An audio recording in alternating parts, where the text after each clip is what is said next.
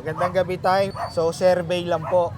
So ngayon may 12 po na appointee si Duterte nakaraang administrasyon sa Supreme Court. So ang decision po nila is unconstitutional daw ho. So ngayon ipagpaliban ang impeachment trial ni Sara Duterte. So ngayon po ba parang tumatanaw sila ng utang na loob doon sa 12 na appointee sa Supreme Court? Sa palagay nyo tayo? Siguro maaari o ganun din.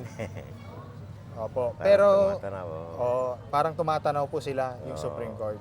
So tay, sa palagay nyo, itutuloy ba natin ang impeachment laban kay Sara Duterte? Sige, pwede tuloy. Ituloy. Oo. Dahil baka yun ang hinihingi talaga ng ng bayan yung impeachment na yan Saan ginastos yung pera na yun. Magkaalaman na. Okay. Tapos para malaman natin tayo yung kung saan Oo. ginastos. Oo, saan ginastos yung perang sa education ba yun? Oo, yun. Education. Tapos may iba pa tayo, di ba? Mga Oo, yung mga iba pang ginastos niya sa kung anong- opisina niya, di ba? Oo.